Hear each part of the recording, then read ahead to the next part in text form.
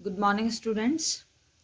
हम हमारे BA second year के फ़िलासफ़ी के paper history of western philosophy इसे पढ़ रहे थे और लास्ट क्लास में हमने बुद्धिवाद जो विचार है, जो कंसेप्ट है, उसको जाना था। बुद्धिवाद की विशेषताएं जानी थी, बुद्धिवाद की परिभाषा जानी थी, उसके दार्शनिकों के बारे में संक्षिप्त परिचय किया था और आलोचनाएं देखी थी। आज हम अनुभववाद के बारे में यही सब बातें जानेंगे, ताकि एक बार बुद्धिवाद और अनुभववाद एक कंसेप्ट के तौर पे क्या है, इन दोनों को जब हम जान लेंगे, उसके बाद हम जो हमारे सिलेबस में है बुद्धिवादी दार्शनिक और अनुभववादी दार्शनिक, हमारे सिलेबस में आधुनिक बुद्धिवादी दार्शनिक और आधुनिक अनुभववादी दार्शनिक है, उनको हम बाद में पढ़ेंगे। लेकिन उससे पहले जैसे हमने बुद्धिवाद का परिचय किया, वैसे ही हम अनुभववाद को भी थोड़ा जान लेते हैं। जैसे कि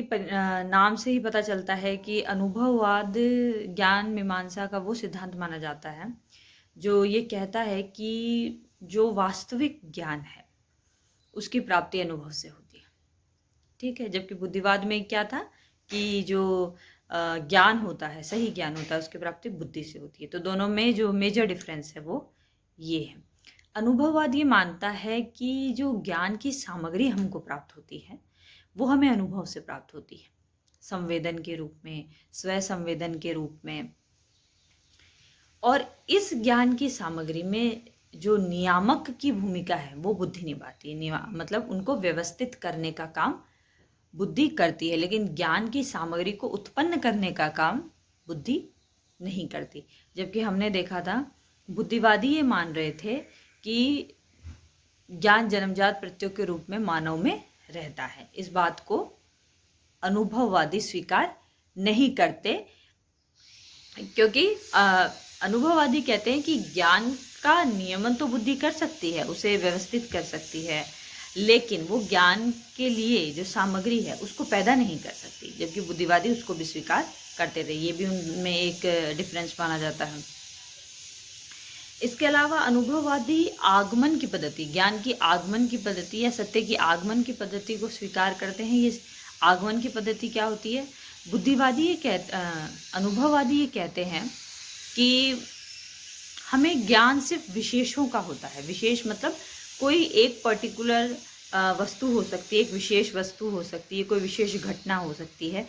इस तरह हमें विशेषों का ज्ञान होता है और उन विशेषों में जो समानता होती है या सामान्यता होती है उससे फिर हम कोई सिद्धांत बनाते हैं। तो आगमन की पद्धति में विशेष विशेष विशेष इस तरीके बहुत सारे विशेषों का अध्ययन किया जाता है और फिर कोई एक सामान्य, हम ये कह सकते हैं कि सिद्धांत की स्थापना की जाती है। और एक बात यह है कि अनुभववादी ये मानते हैं कि अनुभववाद से जो ज्ञान प्राप्त होता है वही वास्तविक होता है और नवीन होता है। मतलब अगर ये ज्ञान की परिभाषा देंगे या ये ज्ञान का लक्षण बताएंगे तो ये कहेंगे कि ज्ञान वो है जो नवीन हो, उसी को वास्तविक कहेंगे। नवीन और नवीन ज्ञान की प्राप्ति कैसे होगी? नवीन ज्ञान की प्राप्ति हमको अनुभवों से होती है।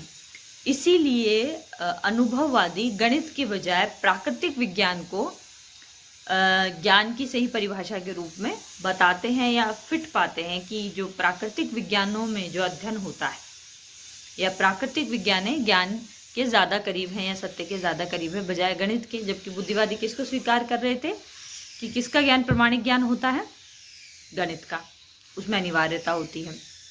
जबकि अनुभववादी कहते हैं कि उसमें अनिवार्यता होती है, लेकिन वो अनिवार्यता पुनर्कथनों के रूप में या व्याघातों के रूप में उभर कर सामने आती है। पुनर्कथन और व्याघात आपकी लॉजिक की क्लास में मैडम ने आपको बताए होंगे। यहाँ पर अगर हमें सच में नवीन ज्ञान की प्राप्ति करनी है तो उसके लिए हमें अनुभववाद का सहारा लेना होगा। प्राकृतिक विज्ञानें ऐसे ही करती हैं। प्राकृतिक विज्ञानें बहुत जगत का बहुत ही सूक्ष्म और व्यवस्थित अध्ययन करती है और उसके आधार पर कुछ सिद्धांत देती है, इसलिए वो सिद्धांत नवीन होते हैं। हाँ, और सत्य की संभावना उनमें प्रबल होती है। उनमें ये संभावना भी होती है कि अगर वो आगे जाके, उस समय तो वो सत्य सिद्ध हो गए प्रयोगों के आधार पर, आगे जाकर अगर वो असत्य सिद्ध होते हैं तो फिर से कोई नया सत्य आ सकता है या नवीन ज्ञान आ सकता है या ज्ञान में नवीनता आ सकती है। इसके अलावा जो अनुभववाद है वो बहुत प्राचीन समय से पश्चिमी दर्शन में चला आ रहा है। बहुत जैसे हम प्रारंभिक ग्रीक दर्शन में देखें तो प्रोटोगोरस है, जेनो है, सोफिस्ट हैं, ये बहुत प्रमुख अनुभववादी दार्शनिक थे। अरस्तु को भी आप एक तरीके से इसमें शामिल कर सकते हैं। और जो वो पीरियड माना जाता है जब आप प्राचीन पश्चिमी दर्शन से आधुनिक पश्चिमी दर्शन में आते हैं, तो वो जो संक्रमण का दौर है उसमें फ्रांसिस बेकन भी एक ऐसे दार्शनिक माने जाते हैं जो अनुभववादी थे।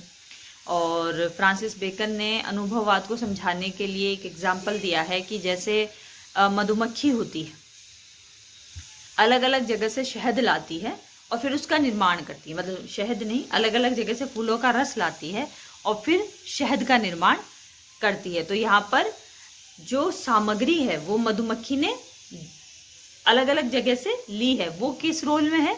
मधुमक्खी रेगुलेटरी रोल में है, या वो बनाने वाले की रोल में है, या एक तरीके से हम कह सकते हैं वो निमित्त कारण है, लेकिन उपादान कारण उसको बाहर से प्राप्त हुआ है। अनुभववादी भी यही कहते हैं। फ्रांसिस बेकन का ये जो एग्जाम्पल है ये बहुत महत्वपूर्ण एग्जाम्पल माना जाता है, कई बार इस पर सवाल आते हैं।